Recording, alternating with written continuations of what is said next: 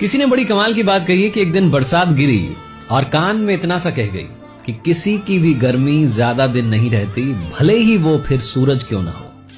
एक बार एक लड़का, गरीब परिवार का लड़का, गांव से आकर के शहर में सरकारी नौकरी के लिए तैयारी कर रहा था। कुछ परीक्षाएं दे चुका था, कुछ परीक्षाएं बाकी थी। एक दिन खुशी की बात हुई, उसके पास में एक इंटरव्यू के लिए कॉल आया। अगली सुबह उसे जाना था, दूसरे शहर में जाना था, लेकिन समस्या ये थी कि इस लड़के के पास में पैसे नहीं थे। इसने अपने घर में ढूंढा तो इसको मुश्किल से 50 रुपए मिले। गरीब परिवार का लड़का, पढ़ाई का खर्चा, शहर का खर्चा, समझ नहीं पा रहा था क्या करें। दोस्तों से उधार भी ले रखी थी पहले से, उन्हें भी लौटाया नहीं, उनसे और मांगेंगे तो शर्म आएगी। अगली सुबह हिम्मत करके एक जोड़ी कपड़े जो थे अच्छे वाले उन्हें पहन करके अपने कागजात लेकर के बस स्टैंड की तरफ चल दिया। सोचा कुछ ना कुछ तो कर लूंगा। ऊपर वाले को धन्यवाद दे रहा था, पूछ भी रहा था कि क्या कर दिया मेरे साथ। लड़के को लग रहा था कोई ना कोई जान पहचान का मिल जाएगा, आज लिफ्ट मिल जाएगी, पहुंच जाएंगे, इंटरव्यू देकर के आ जाएंगे। पहुंचा बस स्टैंड पर, वहां इसे कोई जान पहचान का नहीं दिखा। बस में चढ़ने के लिए तो किराया चाहिए होता है। लड़का उदास, परेशान, निराश वापस बस स्टैंड से बाहर आया। आकर के देखता है पास में एक बड़ा सा मंदिर था। सोचा ऊपर वाले से जाकर के ही मांग लेता हूं, क्या चाहिए आपको, मुझसे क्या चाहिए। लड़का पहुंचता है, मंदिर की सीढ़ियां चढ़ता है, अंदर जाकर प्रणाम करता है, बोलता है कि अब आप ही बचा सकते हैं इस समस्या से।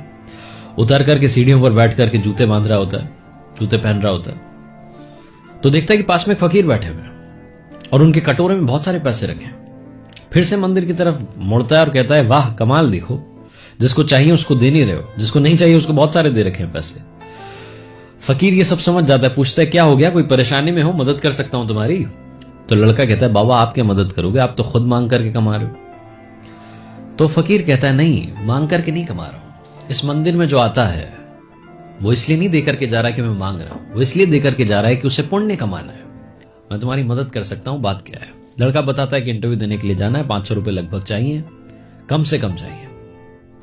तो फकीर कहता है, मुझसे पैसे ले जाओ, मुझे ज्यादा जरूरत नहीं है, ना मोह है, मैं तो एक टाइम का खाना खाता हूं, बीमार हूं इसलिए कुछ दवाइयां चाहिए होती हैं, बाकी पैसा खुद जाकर के शाम में मंदिर की दान पेटी में डाल देता हूं। लड़का विश्वास कर लेता है फकीर की बात का, पैसे ले लेता है, बोलता है बाबा जब मेरे पास आ जाएंगे लौटाने के लिए जरूर आऊंगा। फकीर बोलता है कोई बात नहीं, यहीं बैठा हूं, कहीं और मेरा ठिकाना नहीं है। लड़का जाता है, इंटरव्यू देता है, लकीली उसका सिलेक्शन हो जाता है। खुश होकर के वो लड़का शाम में जब वापस अपने शहर आ रहा होता है तो सोच रहा होता है कि बाबा को धन्यवाद करूंगा, उन्हीं की वजह से आज चमत्कार हुआ है। पहुंचता है उस मंदिर के पास तो देखता है कि वहां सीन बदल चुका है। वहां भीड़ जमा थी, लोग ही लोग इकट्ठे। उनसे पूछता है क्या हो गया, तो एक बंदा कहता है एक फकीर की मौत हो गई। भीड़ को छांट करके आगे पहुंचता है तो वही बाबा जिन्होंने मदद की थी वो मरे हुए पड़े थे। एक व्यक्ति कहता है आज इन्होंने दवाई नहीं ली, शायद पैसे नहीं रहे होंगे इसलिए चले गए। लड़का कहता है वाह ऊपर वाले, एक इंसान किसी की जिंदगी बनाने के लिए खुद की जिंदगी दांव पर लगाकर चला गया। समझ नहीं पाता है क्या करे, भौचक्का रह जाता है। भीड़ में से एक और इंसान की आवाज आती है, भिखारी था मर गया, अच्छा हुआ, वैसे भी किसी काम के नहीं होते। ये छोटी सी कहानी हमें 2 बातें सिखाती है। पहली बात, हमेशा दूसरों पर विश्वास करो, उनकी मदद करो, क्योंकि हम जब मदद करेंगे तभी एक दूसरे की मदद करते हुए आगे बढ़ पाएंगे। और दूसरी बात, भरोसा रखो, जब आपको लगता है कि लाइफ में कुछ नहीं हो सकता तब कहीं ना कहीं से आपको मदद जरूर मिलेगी। ऊपर वाला आपको भी नहीं मालूम आपको कब किसी का ऊपर वाला बनाकर कहीं भेज दे, इसलिए मदद करो और इस बात पर यकीन रखो कि आपकी जिंदगी में भी कोई ना कोई ऊपर वाला जरूर है।